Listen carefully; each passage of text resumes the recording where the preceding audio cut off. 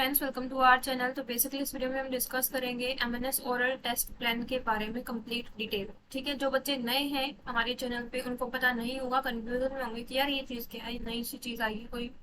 ठीक है, तो हम सारी ब्रीफ में बात करेंगे। ठीक है, तो यार देखो, ये आपका पूरा पूरे अप्रैल मंथ का प्लान है। ठीक है, कि आपको हर एक दिन क्या क्या चीजें कंप्लीट करनी है।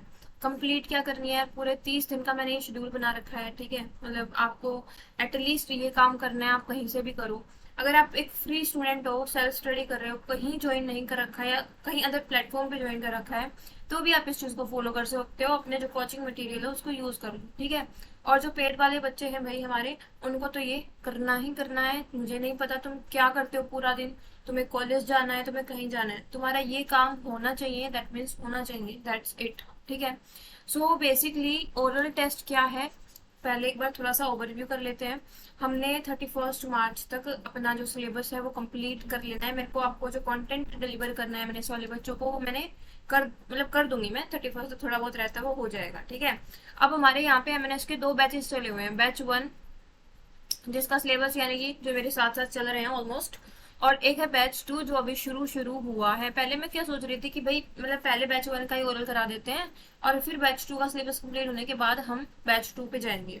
पर मैंने सोचा यार मतलब एक महीना उनका फिर वो पढ़ेंगे ना पढ़ेंगे मुझे कैसे पता चलेगा, तो मैं नहीं चाहती यार कि किसी भी बच्चे का नुकसान हो, एटलीस्ट मेरे पेड कोर्स में। ठीक है, तो इस वजह से मैंने क्या किया है, दोनों कोर्सेज के हम क्या करेंगे, एक साथ शुरू करेंगे। ठीक है, जो बैच 1 के स्टूडेंट्स हैं वो एक बार ये सारी चीजें कर चुके होंगे, मेरे को इतना भरोसा है उन पे।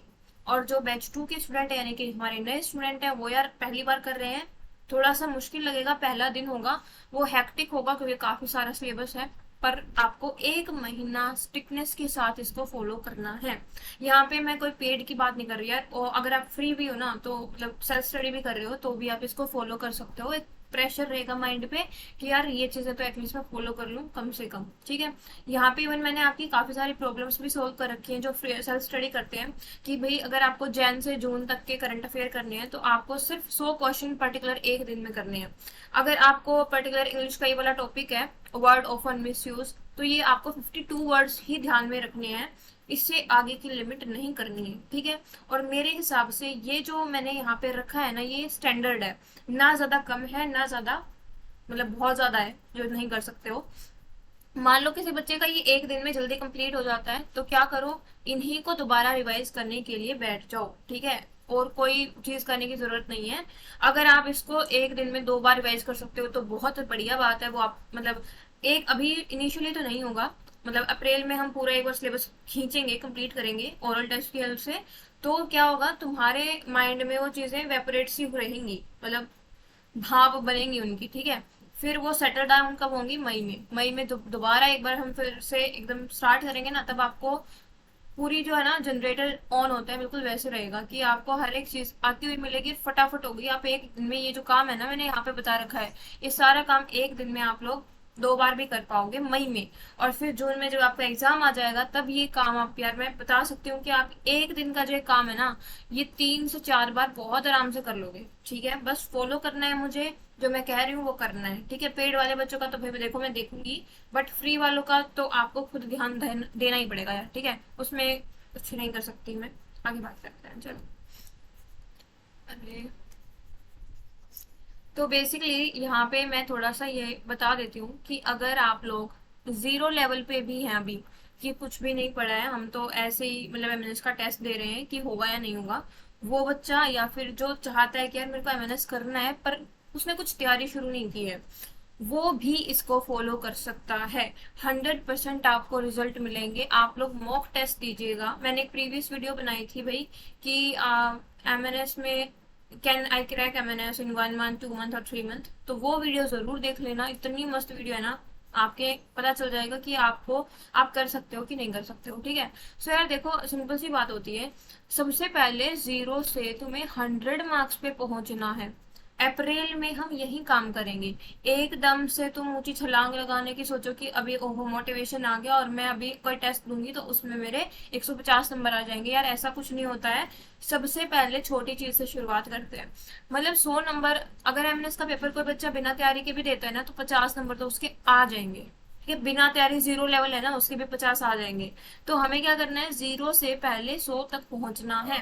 अप्रैल मंथ में मैं आपको यहाँ तक पहुंचा दूंगी। ठीक है, मई में क्या करेंगे, मई में 20 से 30 नंबर और बढ़ा लेंगे, और फिर ऑब्वियसली आपका जब जून आएगा तब आप 150 मार्क्स तक बहुत आराम से पहुंच जाओगे। ठीक है, तो जरूरी है अप्रैल का जो ये महीना है इसको आप पूरा एक चार्ट ले आओ, 5 रुपए वाला चार्ट आता है, और जैसे मैंने यहाँ पे ये लिखी है चीजें उनको लिख दो। आपका एक दिन कंप्लीट होता है, तो मतलब जैसे मान लो आपने वर्ब लिखा है यहाँ पे, तो उसके ऊपर ऐसे टिक मार दो।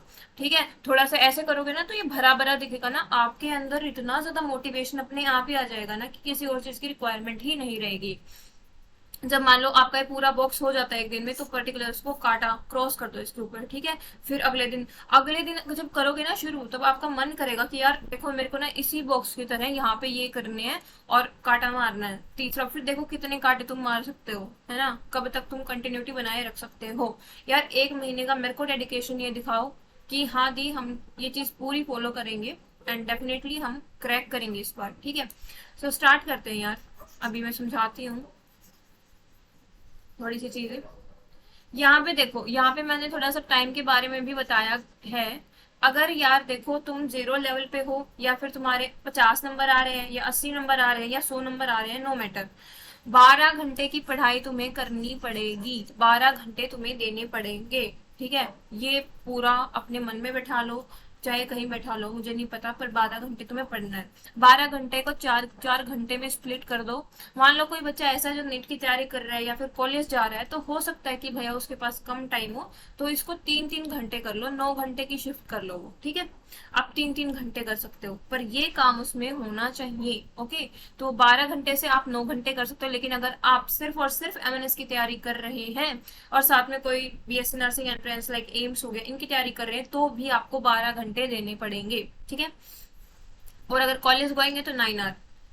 ठीक है, स्टैंडर्ड टाइम रखो, जो फॉलो करना है तो करना है। मैंने पिछले वीडियो में बताया था कि कैडेट की लाइफ में एक 0.01 सेकेंड का भी जो आप लेट होना बर्दाश्त नहीं कर सकते हो, तो यही बात यहाँ पे फॉलो करनी है आपको कि 12 घंटे, दैट मीन्स 12 घंटे मुझे प्रोडक्टिव पढ़ाई करनी है। ओके, अब यार देखो काफी लोग बोलते हैं कि भाई क्वालिटेटिव पढ़ाई होनी चाहिए, मतलब कि अगर 2 घंटे दिमाग चल रहा है तो सिर्फ 2 ही घंटे पढ़ना चाहिए।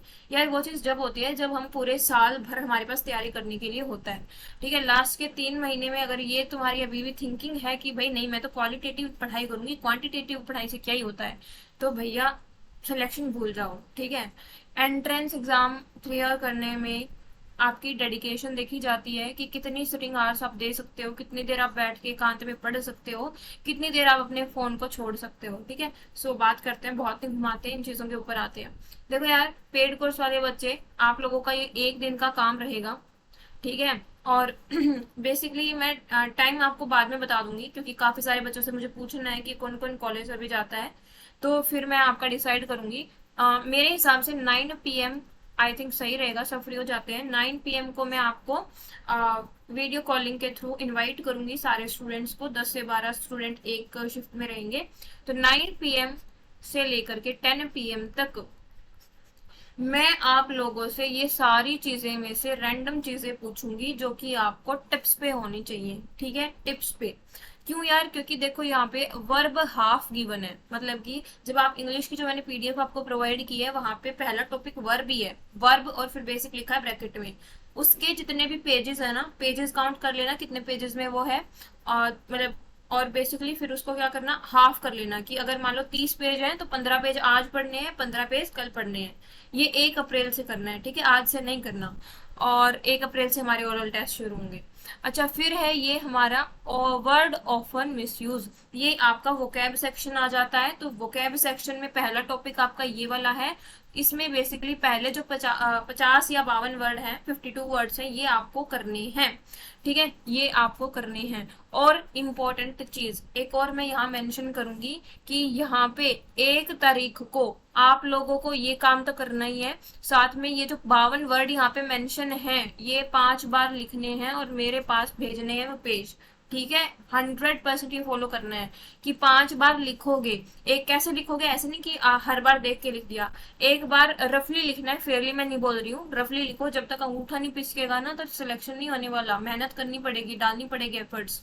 पहले क्या करो, पहले मान लो अपनी जो पीडीएफ है ना उसको खोल के बैठ जाओ, प्रिंट आउट निकलवा लोगे तो और बढ़िया रहेगा, प्रिंट आउट निकलवा लो, वहां से एकदम देख देख के, और मतलब देखो भी और साथ साथ में बोलो भी, और मतलब थोड़ा सा ऐसा होता है ना कि रिवाइज करो, 2-3 बार प्रोनाउंस करो उस चीज को और फिर लिखो, फिर लिखो, फिर लिखो।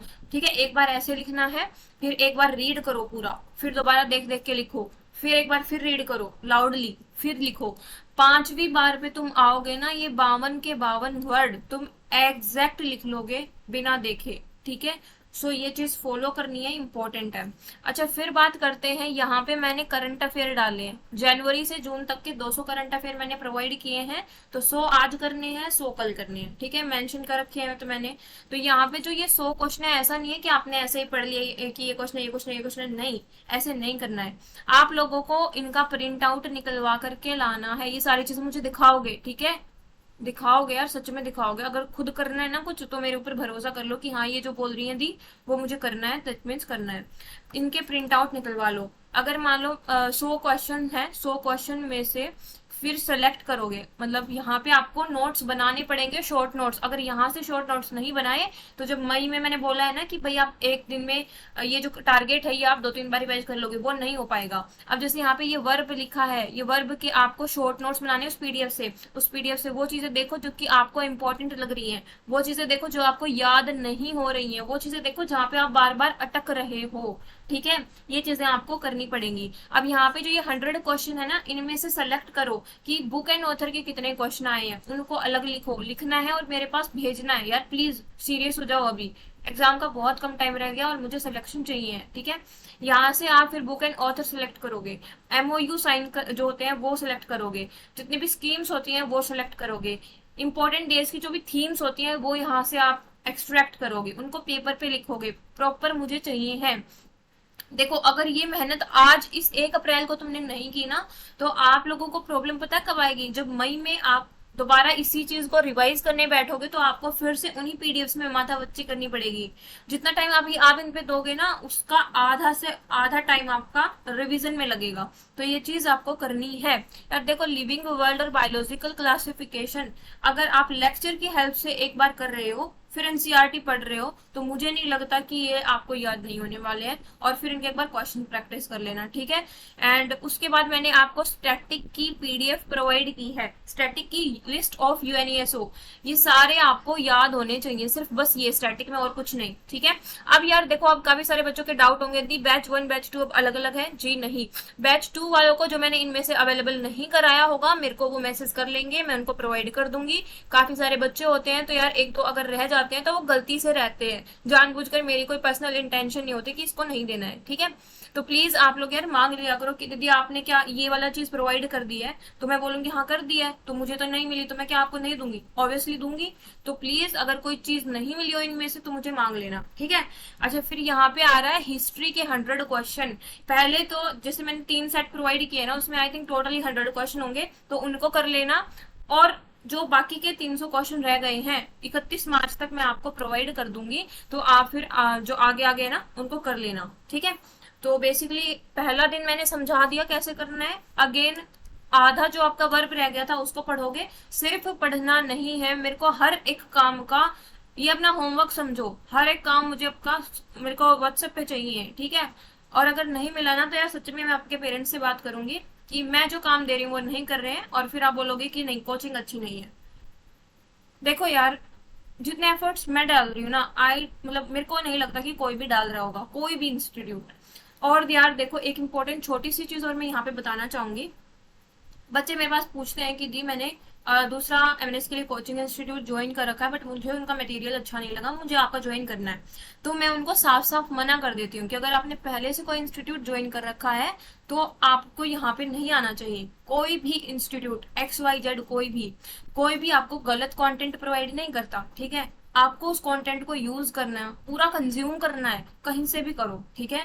और यार थोड़ा सा मैंने यहाँ पे अगर बोला ना कि आपको इतनी वर्ड करने हैं, दैट मीन्स करनी है।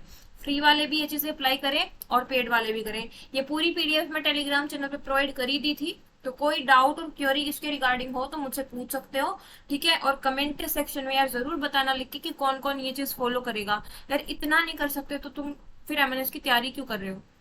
मतलब तुम बस उस अरिहंत की एमएनएस वाली बुक को ही पढ़ना चाहते हो तो मतलब तैयारी ही क्यों कर रहे हो? फिर तुम्हारे वही 80 नंबर आएंगे, 80-90 नंबर आएंगे, उससे ज्यादा नहीं आने वाले, ठीक है। छोड़ दो तैयारी करना। अगर सिलेक्शन लेना है तो कम से कम ये टारगेट फॉलो करना है। जैसे कि मैंने ऊपर यहाँ पे लिखा है कि भाई जो कॉलेज गोइंग स्टूडेंट है, मुझे नहीं पता 3-3 घंटे निकालेंगे, चाहे पूरी रात मत सो, मुझे कोई फर्क नहीं पड़ता, मुझे काम चाहिए, मतलब चाहिए है। चाहे तुम अपना ट्रेवलिंग टाइम घर से कॉलेज जा रहे हो उस बीच में बैठ के पीडीएफ सोल्व करो, या फिर कॉलेज में ब्रेक होता है तो आप करो। देखो एक सिंपल सी चीज मैं यहाँ पे बताऊंगी कि यार मतलब अगर आप अभी कॉलेज में हो और चाहते हो कि मेरा सिलेक्शन हो जाए एमएनएस में, तो आपको कॉलेज टाइम का हर एक मिनट यूज करना पड़ेगा। अगर आपको 5 मिनट मान लो टीचर लेट आ रहा है, ठीक है, तो आपको उस 5 मिनट में आप 1 वर्ड, मतलब यहाँ से अगर हम देखें करंट अफेयर, तो करंट अफेयर 20 क्वेश्चन आप आराम से कर लोगे। वो हर एक मिनट हर एक सेकंड आपको मतलब रिवीजन में लगानी है, तभी एमएस में सिलेक्ट हो पाओगे। पूरा डेडिकेशन दिखाना पड़ेगा आपका, ठीक है। तो यार प्लीज सारे बच्चे पूरा टाइम दीजिए। 9 PM मैं आपका टेस्ट लूंगी, ओरल आपसे पूछूंगी, लिविंग वर्ल्ड के रिगार्डिंग किसी से क्वेश्चन पूछ लिए, किसी से मैंने वर्ड ऑफन मिसयूज जो ये टॉपिक है इससे पूछ लिए, ठीक है, किसी से मैंने हिस्ट्री के क्वेश्चन पूछ लिए। तो 12 बच्चे 15 बच्चे मैक्सिमम होंगे उसमें, ताकि सब पे मेरी नजरें रहे और मैं सबसे क्वेश्चन पूछ पाऊँ, ठीक है। और यार अगर तुम ये अब नहीं कर सकते ना तो तुम कर ही नहीं सकते, कभी नहीं कर पाओगे। अगर अब नहीं किया, इतना सब कुछ होने के बाद तुम्हारे पास इतनी सारी मतलब अच्छी चीज अब एमएनएस के लिए, तुम अब भी नहीं कर पा रहे हो, तुम्हें प्रॉपर मैंने ये चीज बता दी कि ये करना है, तो तुम अब नहीं कर पाओगे ना तो तुम कर भी नहीं पाओगे कभी, ठीक है। तो बैच 1 को भी ये फॉलो करना है और बैच 2 को भी फॉलो करना है, दोनों बैचेस के लिए है। 1 अप्रैल से ओरल टेस्ट शुरू हो रहे हैं, दैट इज द सिलेबस, और ये आपको अच्छे से करना है। अब बैच 2 वाले बोलेंगे दी हमारे तो सारे लेक्चर कवर नहीं हुए, कोई जरूरत नहीं है। जो यहाँ पे मेंशन है ना, उनमें से अगर कोई ना हो तो मेरे से ले लेना। जैसे अगर मैं बात करूं इंग्लिश के रिगार्डिंग, मैंने कोई लेक्चर प्रोवाइड नहीं किया है, क्योंकि यार देखो वोकैब आपको रटनी होती है, वोकैब समझाने का पोर्शन नहीं है कि मैं लेक्चर्स के थ्रू करवा दूं। और अगर मैं बात करूं वर्ब की, तो वर्ब में यार वहां पे आपको हिंदी इंग्लिश दोनों मतलब मीडियम्स गिवन है पीडीएफ में, तो आई डोंट थिंक यार उसको भी जरूरत है। मैं नहीं चाहती यार सच में कि तुम्हारा टाइम वेस्ट हो। मैं 2 घंटे तुम्हें लेक्चर कराऊंगी, उससे बेटर है 2 घंटे आप रिवाइज करो उस चीज को, ठीक है। और यार एक और चीज यहाँ पे करना है, जितने भी वोकैब और हमारे करंट अफेयर्स हैं, इनकी रिकॉर्डिंग्स करनी है, ठीक है। रिकॉर्डिंग्स करनी है, मतलब बोल रहे हो ईयरफोन लगा लो, रिकॉर्ड करो अपने सारे क्वेश्चंस को अपनी आवाज में। यार ये चीजें फॉलो कर लो, हर एक बच्चे को करनी है, सारी चीजें मेरे पास व्हाट्सएप पे भेजनी है। सारे अपने जैन से जून तक के जितने भी है ना एक्सट्रैक्ट करने, अवार्ड्स भी, बुक और ऑथर भी, हर एक चीज अलग करनी है और ये चीज फॉलो करनी है, ठीक है। यार कमेंट में बताना कितने बच्चे करेंगे फॉलो। फर्क नहीं पड़ता आप कहीं से भी पढ़ो, बट ये चीज फॉलो कर लेना, भला हो जाएगा तुम्हारा भी। और ऑब्वियसली अगर तुम्हारा सिलेक्शन होता है तो इसी वीडियो के कमेंट सेक्शन में आके जरूर मेंशन करना, हालांकि तब करोगे नहीं बट हाँ करना जरूर है। All the very